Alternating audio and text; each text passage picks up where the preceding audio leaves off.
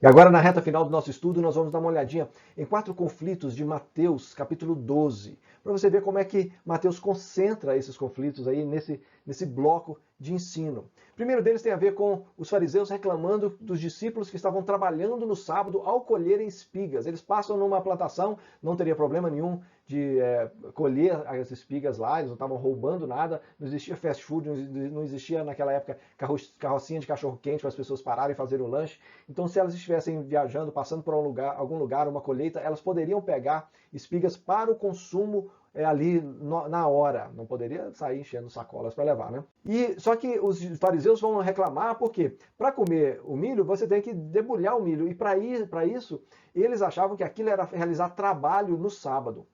Jesus vai trabalhar uma ideia lá do Antigo Testamento, quando Davi entra no templo e come dos pães que não era lícito a eles, eram os pães dos sacerdotes, os pães da preposição que ficavam dentro do templo.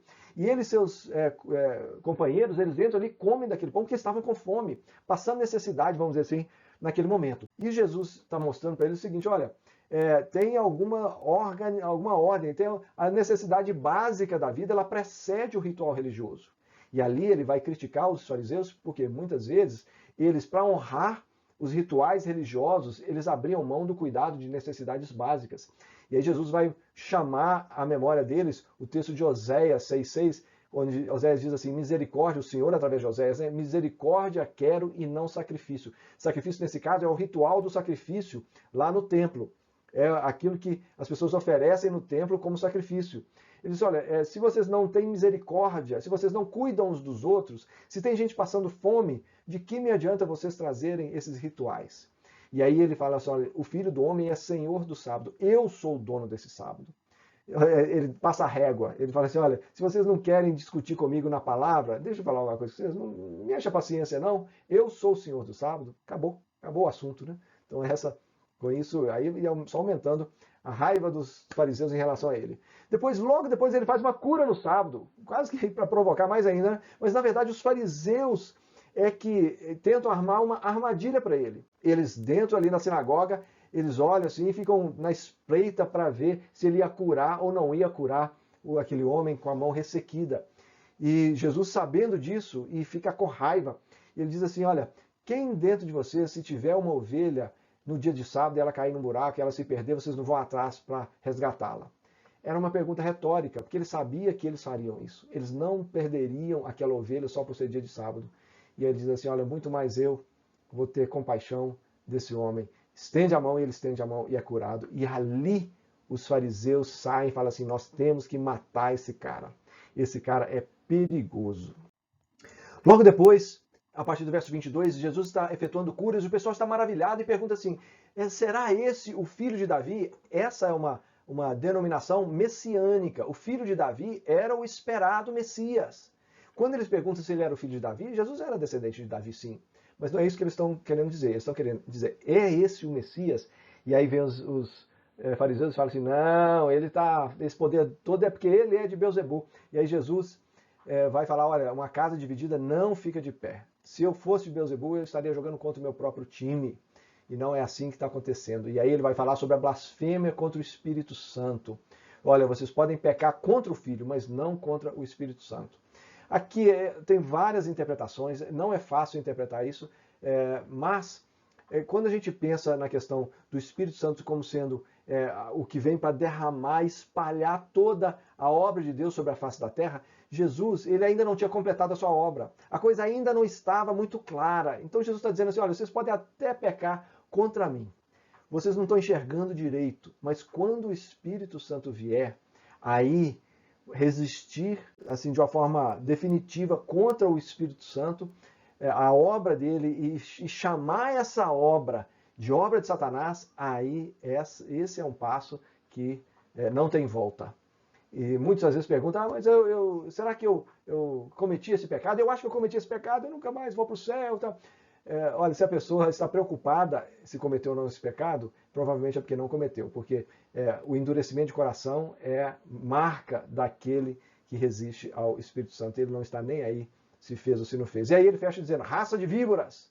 Então os fariseus eles estão dando os frutos compatíveis. Depois você lê o texto e você percebe a questão do frutificar. Não tem como frutificar da forma correta como esses fariseus.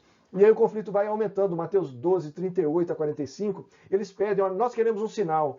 E Jesus diz assim, vocês não vão ter nenhum sinal, exceto o sinal de Jonas. É interessante, porque Jonas, ele não fez nenhum milagre. Você não vê o sinal de Jonas, não é o que Jonas fez, mas o que aconteceu com ele.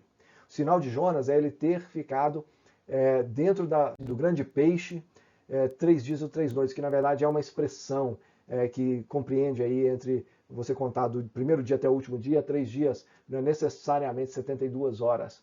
Mas Jesus está dizendo assim, olha, é esse o sinal que vocês vão ter. É a minha morte e a minha ressurreição. Fora isso, vocês não adianta eu fazer 1001 milagres, não adianta eu fazer chover qualquer coisa aqui.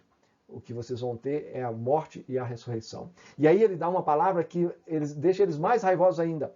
Ele diz assim, olha, os ninivitas, já que o tema era Jonas, os ninivitas, eles se arrependeram, e tanto eles quanto a rainha do sul, que veio conversar com Salomão, eram gentios, e eles vão julgar essa geração. Os gentios vão julgar essa geração. E aí ele diz, o espírito imundo sai, mas quando ele acha tudo organizadinho, ele volta da forma pior ainda. Ele não está falando sobre batalha espiritual aqui, ele está querendo dizer assim, o seguinte, olha, o último estado de vocês é pior do que o primeiro. Antes de eu vir, vocês estavam melhores do que comigo aqui agora. Porque agora, vocês não têm mais desculpa de que não sabiam. Vocês estão avisados, então tratem de se arrepender. E nisso eu quero só levantar, para a gente fechar aqui, uma reflexão. Os fariseus eram culpados mesmo daquilo tudo? Será que a gente não pode entender um pouco o lado deles ao se depararem com Jesus? Será que eles eram sinceros, mas estavam só assim, no caminho errado, mas eles eram puros de coração?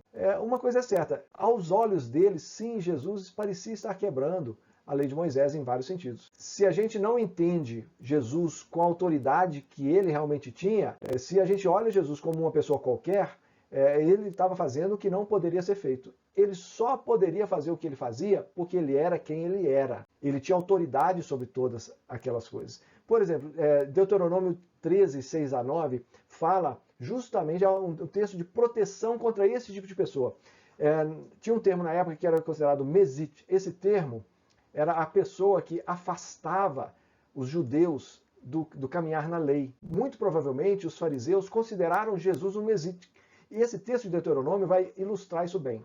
Se teu irmão, filho da tua mãe, do teu filho, ou a mulher do teu amor, ou teu amigo, te incitar em segredo dizendo, vamos e sirvamos a outros deuses, não concordarás com ele, nem o ouvirás. Não olharás com piedade, não o pouparás, mas certamente o matarás, apedrejado. Essa é a ideia que provavelmente os fariseus tinham em mente ao ver o que Jesus fazia e ao escutar o que Jesus ensinava.